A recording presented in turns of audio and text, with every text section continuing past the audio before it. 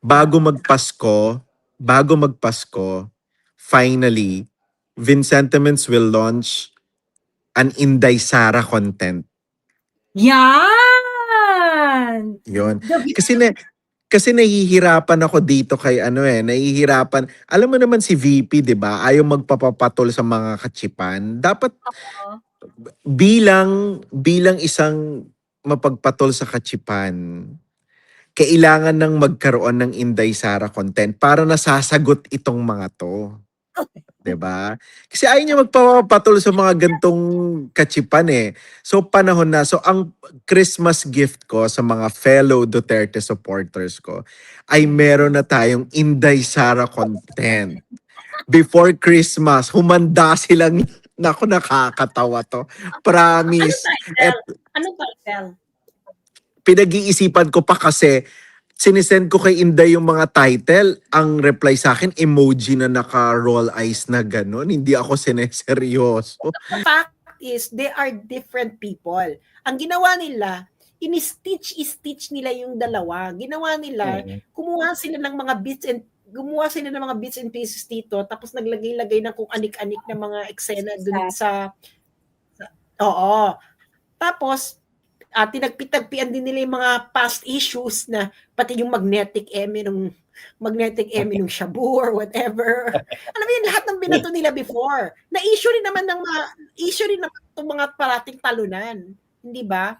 So, the thing is, na kung ito yung kidnapper, bakit nung nahuli siya, nung July 2023, ay hindi nyo pinasabog na ay, itong nahuli natin, aid to ni Inday Sara. Bakla July 2023.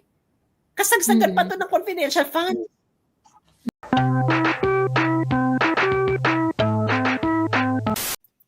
Well, kung intel ang officer, question dito kasi gumawa ng affidavit yung, I think the one who is not the kidnapper. The one who is not the kidnapper. Gumawa siya ng affidavit niya. And I agree, no, since na-mention mo na kanina, kasi manage yung risk sa part niya. Kasi hindi mo siya kidnapper eh. Pagkatas i-impute mo na siya yung kidnapper, so yung identity ng kidnapper ang palalabasin sa kanya. So therefore, lahat ng gagawin niya, the one who's going to be responsible for it would be the kidnapper. Ayun diba? Na nga, hindi, paano mo nga malalaman kung itong taong ito yung gumawa ng affidavit? Affidavit lang ang may hawak ka. Mali-mali nga yun nandun. Ang nun, di ba ang address nga doon, BJMP?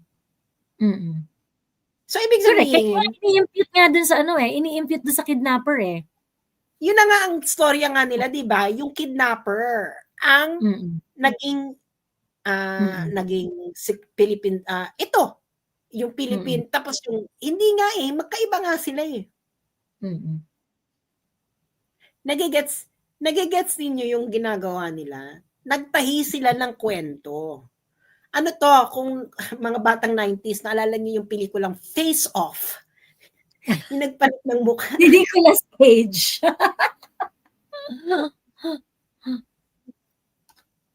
Nagigets ninyo? So, ayan ang nangyari dito. So, ngayon, yun ang gusto nilang palabasin. Kasi nga, wala na silang makuha kay Inday Sara. Girl, pigang-piga na. Pigang-piga na sila. Yung wala na silang maibato. Kaya gumawa na lang sila ng kwento. And this is Trillanes tactic. Nung panahon ni Duterte, wala na silang magawa. Ginawa na lang nila, nag-invento sila ng bank accounts. Yung tara-tara. Na kunwari, di ba, flop. Tapos walang umamin. Pero sino nagpakalat? Di ba sila rin nagpakalat? Eto rin, sila rin nagpakalat. Hindi rin yan sila aamin. Okay? Hindi rin sila aamin. Makakapal ang mga mukha niyan eh. Kaya lalong matatalo yung mga yan dahil nakakasuka kayo. Pero nakakasuka kayo. Akala ninyo, sobrang talinin nyo, akala ninyo, ganun kabobo ang mga Pilipino na hindi nila mapatutuntun kung saan nyo kuha yung picture na yan. At makikita, malalaman kung paano kayo nagtahi ng kwento. And Sas, I think after revealing all of this, malamang ite-take down na nila yung Facebook page na yan. Ano na nila. What we have already shown here, the progression, the activities, it looks like it looks like a Facebook account na merong continuous update dun sa Yeah. kanyang mga life whatsoever. Or So, baka may mga naka-private na, pero nga may continuous update siya. So ibig sabihin, this is not the kidnapper that Ramon Tulfo is talking about. Magkaiba. So ngayon, meron ng dalawang tao. Ngayon, magbabago na naman sila ng kwento. For sure. Sasabihin nila ay hindi pala yung kidnapper yung isa. Hindi ba? Di ba pinagtahi nila? Oo. Hindi rin nga siya in. And by the way, the DDH vloggers, yung Deranged Duterte haters, they are all sharing that Facebook page. That Facebook page of Ramil, they are sharing it. In fact, pinagmamalaki pa nung isang vlog na dito galing yung picture dito sa dito sa page Pero na hindi to. nila nalaman. Pero ganun nga sila kabobo.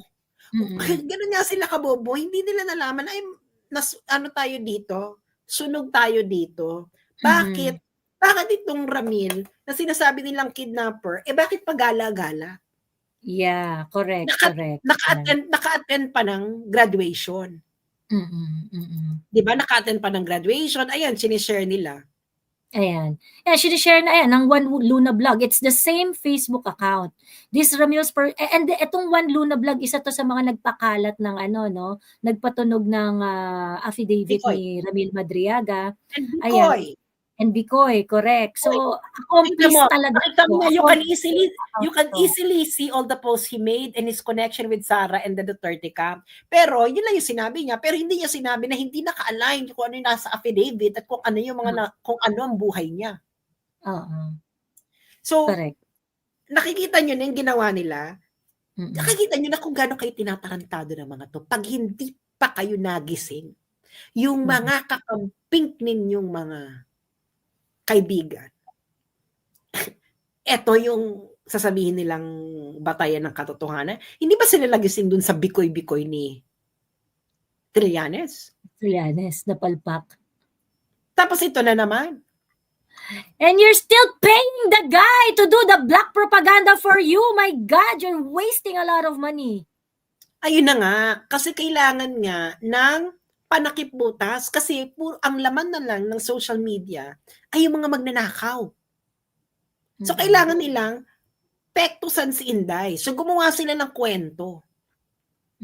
Gets niyo? Kaso, akala nila, hindi natin malalaman. So, gagawa na naman, mag-essay writing contest na naman yan, Joey. Babali-baliin na naman nila ang mga panahon, ang temporality. Give it up. Hindi ka mananalo. True. So, mamili ka. Yung kidnapper? Mamili ka ng personality, yung kidnapper na Ramil ba yung ibig mong sabihin? O itong Ramil na nagtapos nagtapos sa Philippine Christian University ng August 2022. Mamili ka dun sa dalawa. Kaso wala na nga, hindi ka na nga pwede makapamili. Kasi inano nyo na pinag-isa nyo na yung identity Oo, pinag-isa nyo na yung identity. So, wala na. Give it up. You are not that smart.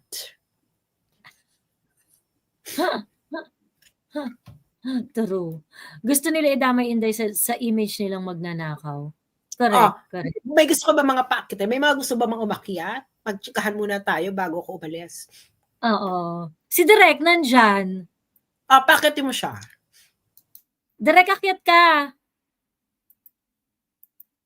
Ayan. Actually, may isa pang apart from apart from all the things that SAS unraveled. Earlier there were conversations also and kumakalat yung arrest videos niya na ano, na nahuli nga siya, ganyan, dinala siya sa ospital, ganyan.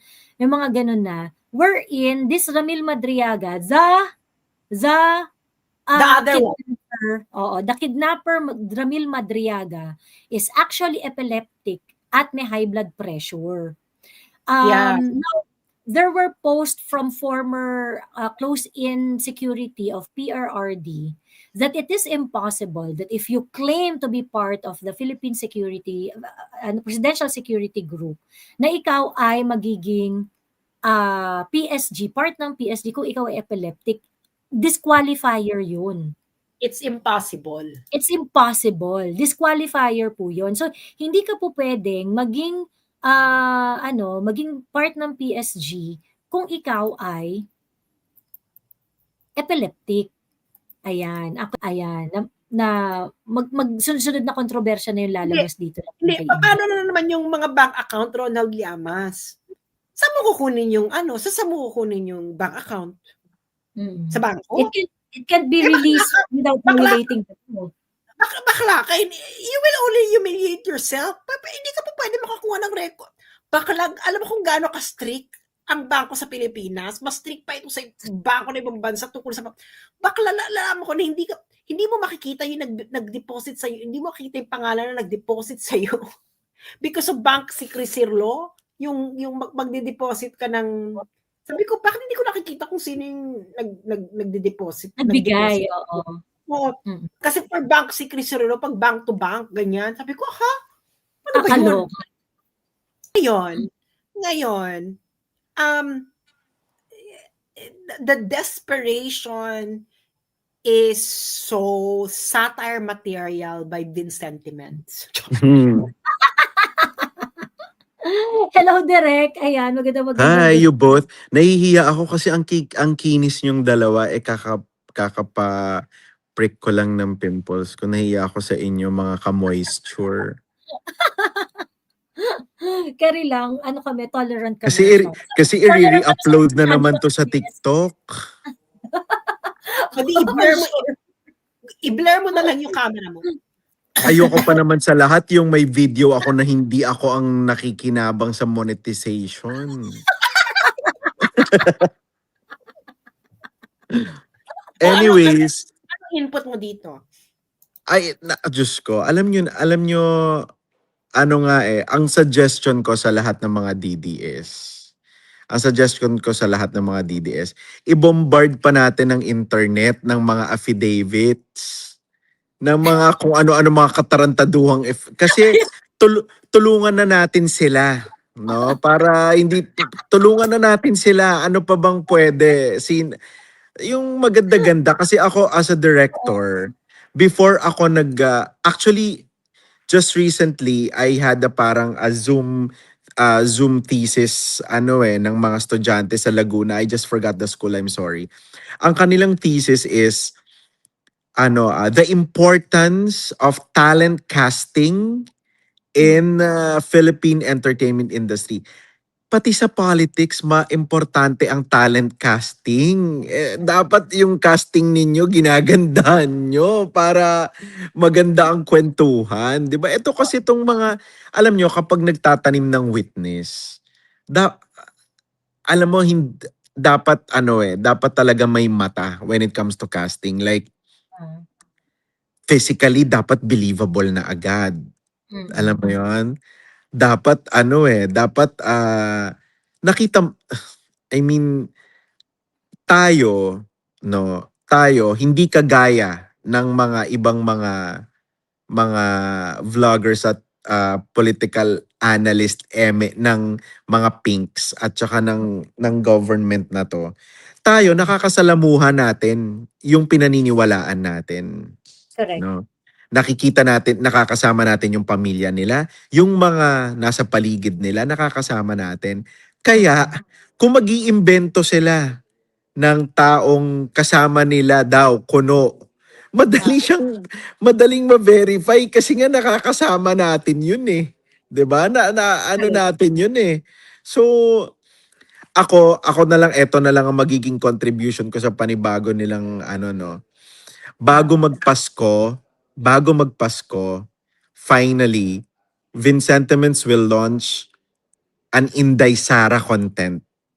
Yan! Yun. The- Kasi nahihirapan ako dito kay nahihirapan. Alam mo naman si VP, 'di ba? Ayaw magpapapatol sa mga kachipan. Dapat bilang isang mapagpatol sa kachipan, kailangan ng magkaroon ng Inday Sara content para nasasagot itong mga to. 'Di ba? Kasi ayaw niya magpapatol sa mga gantong kachipan eh. So panahon na. So ang Christmas gift ko sa mga fellow Duterte supporters ko ay meron na tayong Inday Sara content. Before Christmas, humanda silang naku, nakakatawa to. Promise. At Anong title? pinag-iisipan ko pa kasi sinisend ko kay Inday yung mga title. Ang reply sa akin, emoji na naka-roll eyes na gano'n. Hindi ako sineseryoso. So ako, sa ayaw at sa gusto niya, maglalabas na ako ng Inday. Di ba nung naglabas ako ng Lenlen series, ang pangalan ni Inday doon is Daughter Te. Oo. 'Di ba? Daughter Ang Te. naglabas ako is Daughter Te. Ngayon pinag-iisipan kong mabuti kasi dapat sa lahat ng mga issue, sa lahat ng mga national at magahalagang issue, si Inday Sara Duterte ang haharap. Pero sa mga ganitong kachipan, meron ng haharap. At Oo. nako, hindi si Juliana ito At eto pag humarap ito ay nako, yun na nako maghanda, yun na lang maghanda kayo. Yun na Malalaman lang. ba kami? After lang Malalaman ba kami kung sino mag-ano, gaganap ng daughter? Hindi maloloka kayo. Patutunayan ko sa mga pinks at mga nasa government na tayo pa rin ang best in casting, no? Patutunayan ko 'yan. ito So ba yung abangan kakahiwalay lang? nako hindi. Basta eto, pag nakita ninyo papalakpak talaga kayo at tatayo kayo sa kinauupuan ninyo at mapapapalakpak kayo dahil pag nakita nyo ang casting ng aking Inday Sara content, sasabihin nyo, saan mo nakita yan? Yun ang una-una yung reaksyon dahil talagang finally, we will be addressing issues na mga kachipan na bumabalot na gusto nilang ibalot kay Inday. We will be addressing it in a satire way, and finally meron na naman tayong bagong susubaybayan. So sa inyo may bago na naman kayong subaybayan at ang inyong lingkod ay may bago na namang pagkakakitaan. Wow. Ayan. Correct. Congratulations. Ay, Congratulations sa'yo, Daryl. Pero, So ganito yan. So kayo may magiging participation din kayo kasi at the end of the month, every Wednesday kasi yon. Sa last Wednesday, may press con.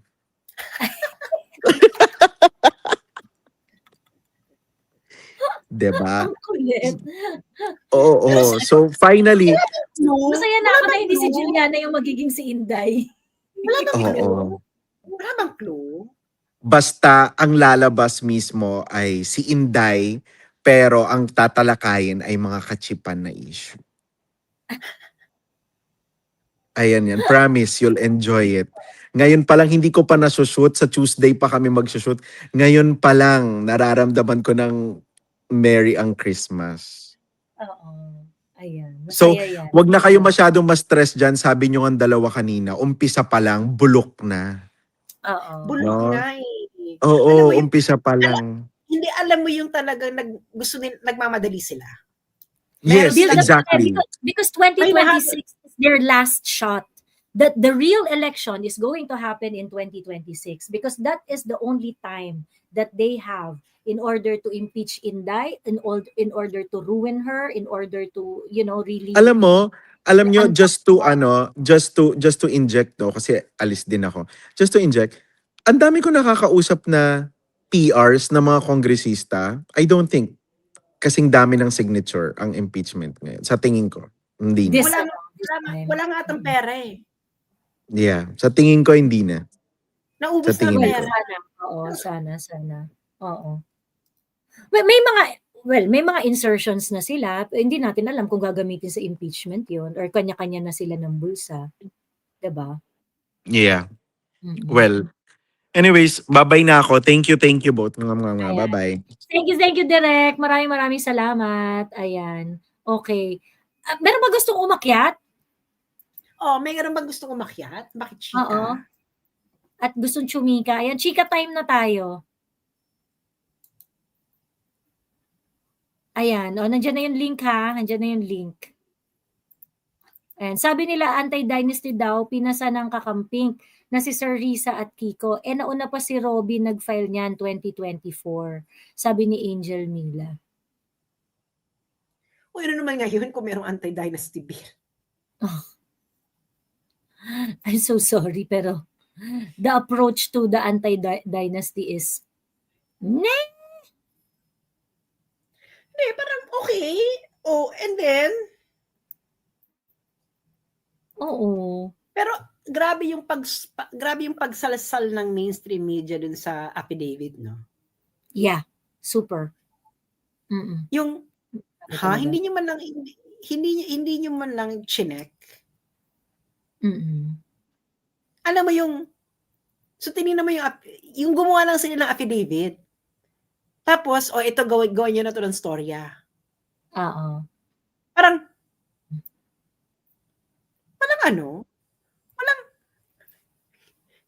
kailangan talaga makabit kay Inday. Ganyan lang kailangan nilang gustong gawin. Katulad ng ginawa nila kay Binay noon eh. This is exactly the same thing that they were doing to Binay. Unfortunate actually, that Binay was able to, he was not able to overcome it. So ano nga no? Ang galing Kidnapper nga yun. Yun nga yung may epilepsy. Yun nga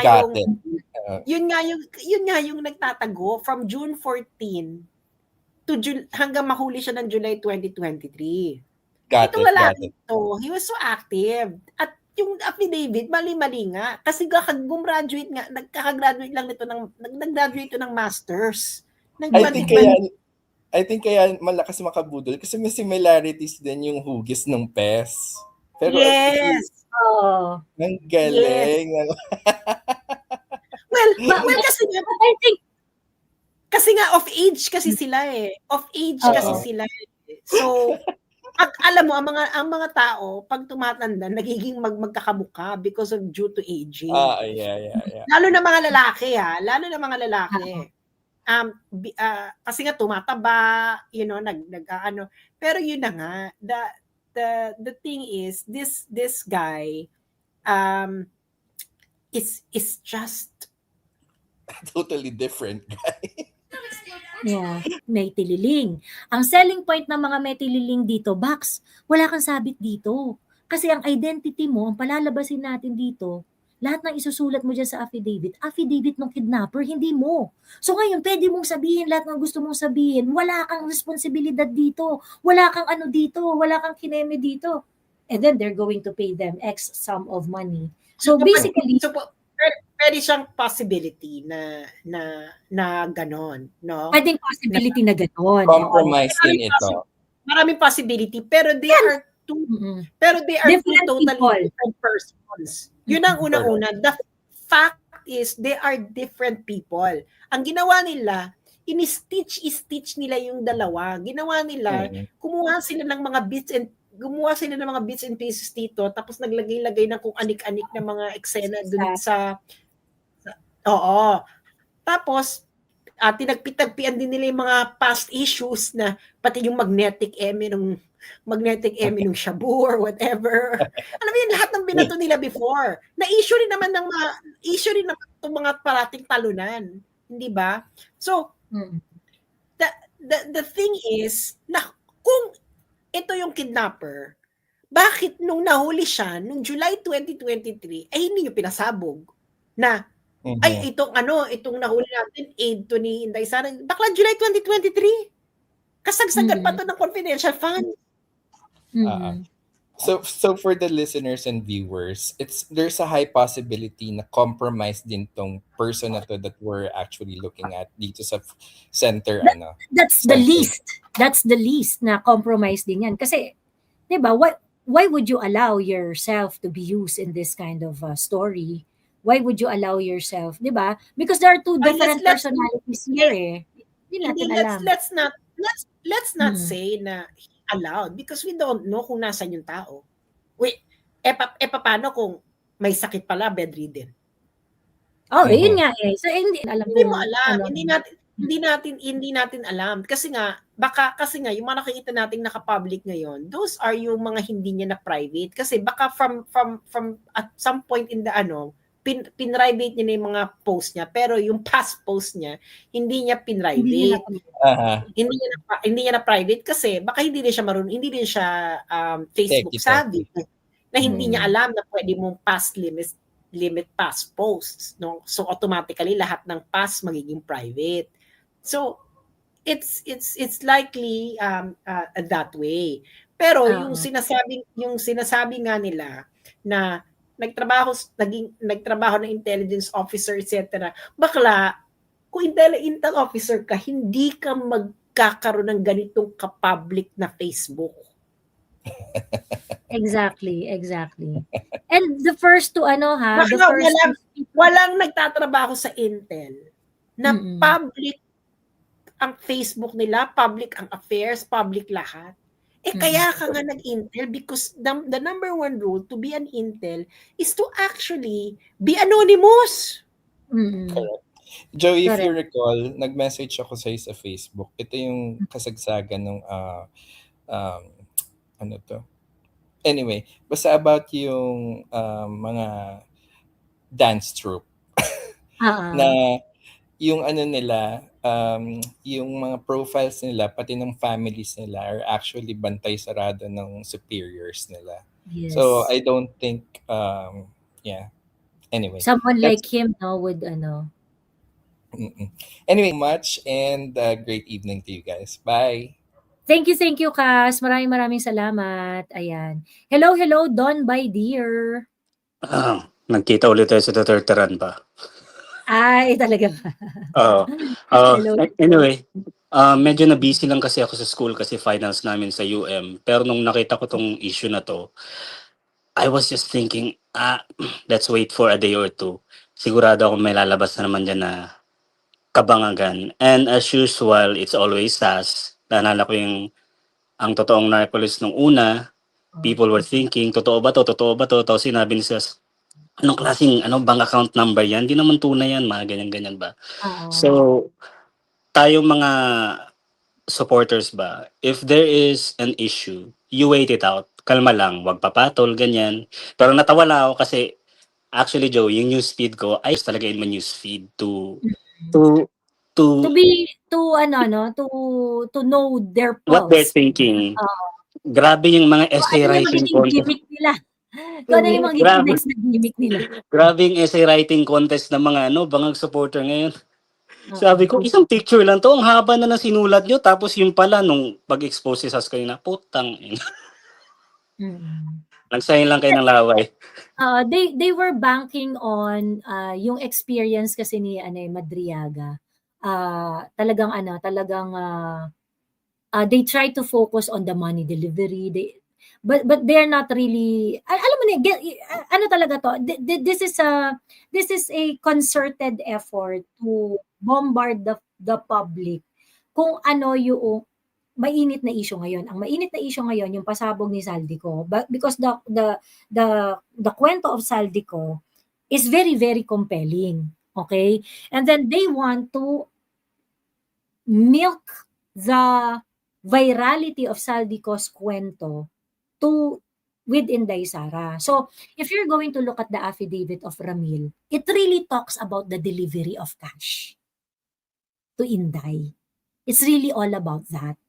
Yun talaga yung gusto nilang palabasin. So, but of course, syempre, kaya nga 'di ba ang mga nasa video ay mga ng mainstream media, duffel bags of cash. Di ba? Duffel bags of cash, ganyan ang mga eksena niya sa buhay. So, yun ang gustong palabasin kaya gusto nila matuloy impeachment. I'm pretty sure, siguro kukuha sila ng cross-examination. Papalpak siya, It just looks, the script kasi masyadong sinasalamin yung maleta. So parang, rehashed, boring. Yun lang sa akin. Diversionary tactic, masyadong obvious na diversionary tactic siya. Tapos, yun nga, tama ka, talaga, yung, yung hindi ito kasi, may mga kwento kasing mararamdaman mo kung authentic eh. Hindi siya forced, hindi forced yung kwento. Is the person telling the story, is it within the competence of the person telling the story, yung mga sinasabi niya? That's the first question eh. Yung kay Zaldico kasi, of course he is. Halos buong 19th Congress, siya ang chairman ng Committee on Appropriations. So he knows everything. Lahat ng ambagan ng pera, lahat ng insertion, alam niya. 'Di ba?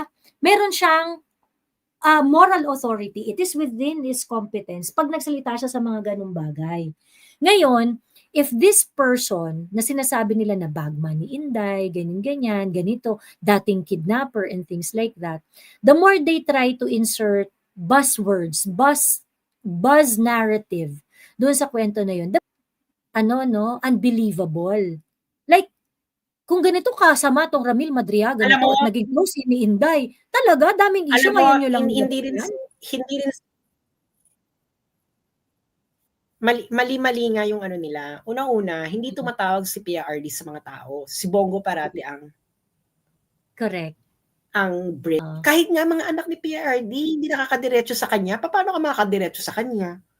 Correct, So, correct. yun pa lang, number one. Pero kailangan lang talaga nila ng madrama. Ako, tinawagan ako ng PRD para tanungin kung na-deliver ng pera. This is unbelievable in its face. Correct. Kailangan, kasi nga, gusto nilang gumawa ng pangsalag kasi nga nasa kanila yung focus. So kailangan nila idamay si Sara kasi ang beneficiary. Correct. Yan yung number 9. This is crazy. It was also in 2018 that I was formally introduced by President Duterte to his daughter. PRRD doesn't do that. Actually, ayaw ni Sara Duterte ang mga tao ni PRRD. Correct. PRRD. Alam yan sa Davao. Alam yan sa PDS community. Alam yan. Kaya nung umupo yan si Sara ng mayor, pinagtatanggal niya lahat ng tao sa munisipyo na kasama sa old. Alam ko yan kasi merong isa sa mga na-layoff. Sabi niya, ay naku, napaka-strict niya ni Inday. Ganyan, mas strict pa sa tatay niya. Ganyan. Nagkatrabaho sa munisipyo noon. So, eto pa lang, maling-mali na. Diba? So, ayun. Yung mga ganitong klaseng nuance kasi, hindi kasi naman to alam nung mga nasa Duterte. Pag DDH ka, if you are not invested in the Duterte community or this side of politics, you wouldn't know this kind of thing. So ngayon, magsasabi ka ng ganyan na, pinakilala ako ni PRRD kay Inday Sara, parang, Bex, imposible mangyari yan. Diba, can you imagine, you are working as a PSG or PSG ka na, nasa NSC ka pa. Tapos, tapos mag-register ka ng ng NGO for politics, hindi po pwede yun. Kaya itong ginawa na to, this is the product of, hindi siya pinulido. This is only for reporting purposes ng mainstream media para mabago nila yung storya. Kasi puro na lang luggage ang laman ang pinag-uusapan ng mga tao. There is to it. Kasi ang tagal ng news cycle Kasi ang scandal, ang karamihan niyan, news cycle niyan. Pinakamatagal na 2 weeks. Bakla, itong kanila. Ilang buwan na. So, kailangan natin ng scandal. Kasi kung walang scandal, tayo pa rin ang pag-uusapan. So, nakakahanap sila. Okay? Kaya dapat listo kayo. Pero anywhere. Okay? This is only for propaganda purposes. Kaya na nagpunta si Inday Sara sa BJMP, siya po yung hingan nyo ng proof. Bakit kayo naghihingi sa amin? Hingan mo ng proof. Ayun. Kung pupunta ka ng BJMP, sa tingin mo ba, hindi malalaman ng mga preso pumunta ka ng BJMP? At yung mga preso, hindi magkukwento sa mga asawa nila at kung ano-ano. At kailan naman siya pumunta? Anong date? Hindi ba kayo nagtataka walang date?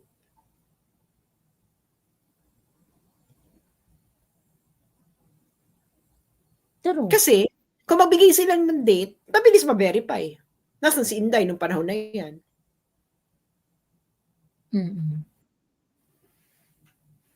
Yan ang eksena ng buhay. Saka sa tingin mo, pupunta ang dami ng security aid ni Inday.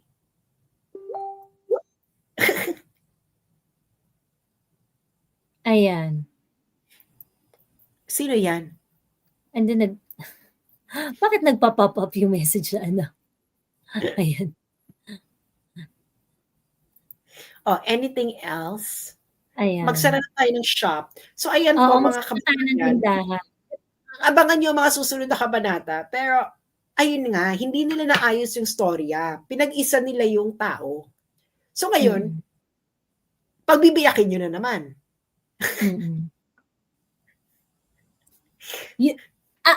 Ang fault dun sa kwento is they created two personalities in this story. That's the biggest Actually, flaw. ang ginawa nilang isa yung dalawang personality. Dapat nag-choose yung pinag-isa pala. Correct. The reverse. Ginawa nilang isa, yung dalawang tao, pinag-isa nila. Kasi, kaya BJMP yung address. Girl, hindi ka naman pwedeng ilagay mo address mo dyan, BJMP. Tapos, malaya ka. Girl, meron kang address, pinapakita mo yung address mo. Tapos, ano na yan, tapos hindi siya, it's not gonna, ano lang to, pampalabok lang nila kasi kailangan nilang baguhin yung laman ng social media. So, siguro, give this 1 week and then babalik uli ang tao sa flooding kasi gusto nila may pampato kay Inday. Oo. Totoo. Wala na yung confidential fund issue, tapos nalansa na siya, nalutak na siya. Kailangan nila ng bago. Oo. Oo. Ayan. Tapos, ang team daw natin will become one as. Asahan mo, after nito, biglang magkakaroon ng labas ng survey, ng presidential survey. Tapos sabihin, ay, after ng scandal, ganito, ganyan. Sasalsalin nila yan. Ano na to? Hindi na to bago. This is not new. This is tale as old as time. So, good luck na lang po sa inyong mga lahat. And, kasi I think, ang plano kasi nila ngayon, Joey, no? They don't, nadadagdagan kasi yung voters si Sara. Yeah. Gusto nilang, sandali, Confused. mahirap ito. Kailangan, mahirap na nga yung base niya tapos madadagan pa. So, kailangan nating pahinain yung flow. Ng flow ng transfer. Nagigets niyo? So, ayun, tingnan natin kung magawagi sila. Well, ano naman, whatever happens, the universe is unfolding as it should. And as it should, and it will unfold regardless of the situation. Pero yun lang masasabi ko na kung naniniwala ka dito at sasabihin mo kami ng you will educate us, wag na lang.